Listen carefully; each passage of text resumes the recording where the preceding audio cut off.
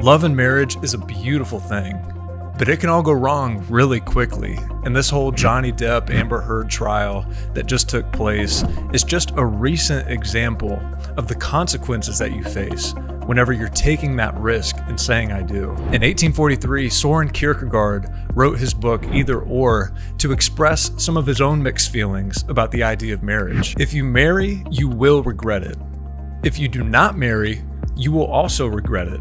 If you marry or do not marry, you will regret both. He starts out the book with this proposition that either way you slice it, life is gonna suck and you're not gonna make the right decision, so why bother? You're gonna be wrong either way. But it's that same idea that convinced me to finally propose to my future wife, who I've been with for almost 15 years now. Now I know what you're probably thinking. What the hell took me so long? Well, honestly, I was terrified of the idea of putting myself in a position where I could go from standing across an aisle from the person that I love to standing across from that same person in a courtroom. You know, my dad was never in my life. My mom and him split when I was 3, and growing up, I experienced a lot of the pain that comes along with marriage and divorce. The reality is today, marriage is basically a game of Russian roulette. When you're taking a knee, you're basically spinning the barrel, and you could possibly be taking the first steps towards ruining your life. 50% of marriages end in divorce, and if the two of you disagree on any of the terms, the costs can be enormous, and it can take years of your life to sort that out. And if you have kids with this person, as a dad, there's an 82% chance that you're gonna lose custody of your children. And on that note, divorced men are 3 times as likely to commit suicide. So it's not unreasonable to say that you better be damn sure before you say till death do us part. You're putting everything on the trust that this person is gonna resist all of these legal and financial incentives because they love you. That's a scary thing to do. But on the other side of that fear, there's also opportunity to willingly take on those risks so that you can take part in one of the deepest and the most sacred of connections that human beings can experience. And in his book, Kierkegaard takes us on a full exploration of both sides of the aisle when it comes to love and marriage. So the book's divided into 2 parts. They're both a collection of papers written by 2 fictional pseudonyms. The first is the Aestheticist and the second is the Ethicist.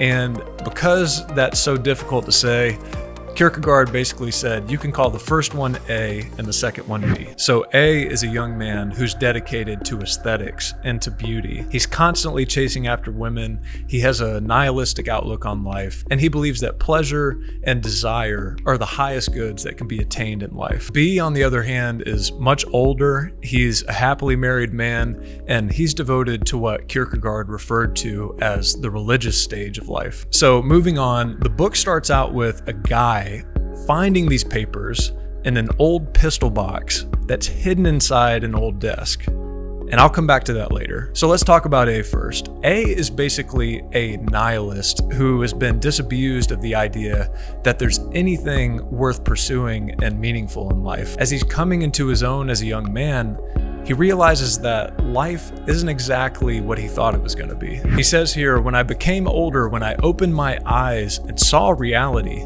I started to laugh, and I haven't stopped since.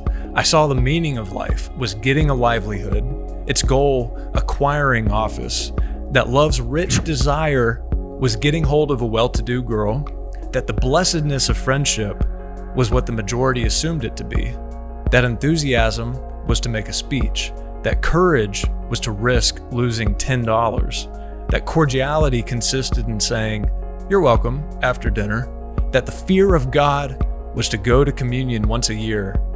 That's what I saw, and I laughed. There's an emptiness there, and his whole worldview is based around filling this void, or trying to fill this void, with pleasure and beauty and aesthetics. One of the first chapters of his papers is dedicated to the beauty of music, and specifically the opera Don Giovanni. I'm not gonna lie, this section of the book got old fast, and I got pretty sick and tired of listening to this guy talking about how much he loved this opera. But I was also like, you know what?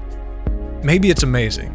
Maybe I don't know what I'm missing out on. Let me go check out this Don Giovanni. So I found the song on Apple Music. I'm sitting in my car on the way to get some coffee. I press play, the music starts. I'm driving down the road, listening to the music, and I'm like, this is not that great. But there's two ideas that I think Kierkegaard was trying to get across here. Number one, the main character, Don Giovanni, is a seducer, and his main goal is basically to get women in bed with him and to leave them high and dry, moving on to the next one. And that's basically A's approach to relationships. But number two, Kierkegaard was expanding on his theory of what makes a classic work of art. And it's that desire to create something new and interesting and beautiful that's going to be really important whenever we get to the second part of the book. So before moving on, we've got to talk about the Seducer's Diary. I would say if you want to skip out on some of the first parts of the book that can get a little dry, you could probably get away with doing that as long as you read this chapter. At first, I had no idea what the purpose of this part of the book was. I was reading it like, what is going on here? And then I realized this guy is basically a 19th century pickup artist. He goes around stalking this girl to find out where she lives. He's fantasizing about the wedding before he even finds out her name. But then all of a sudden he'll be like, you know, there was this other girl sitting in front of me at church this morning and she had a nice handkerchief. In one of the notes he says, gradually I'm beginning to close in on her in my attack, to go over into a more direct assault. This guy is nuts. He's all over the place. He's constantly contradicting himself and he's constantly changing his mind. And that's actually the point. Even though A is using these papers to get his point across, as the reader, you see the irony that, yeah, the guy successfully married the girl so that he could sleep with her, and then he left her and he accomplished his goal. You would never want to be this guy. This guy's a mess. And with that, let's hop over to the second part of the book and find out what B has to say about all this. B is a happily married man. He's comfortable in his own skin. He loves life, and he's writing to A to address some of his more nihilistic and short-sighted ideas. And believe me, he gets it. He completely understands where A's coming from, and he lets him know that several times. But there's a problem here. He writes to A and he says, if enjoyment were the main thing in life, I'd come and sit at your feet and learn. But what can one like you count on? Perhaps this person who I now almost worship will change.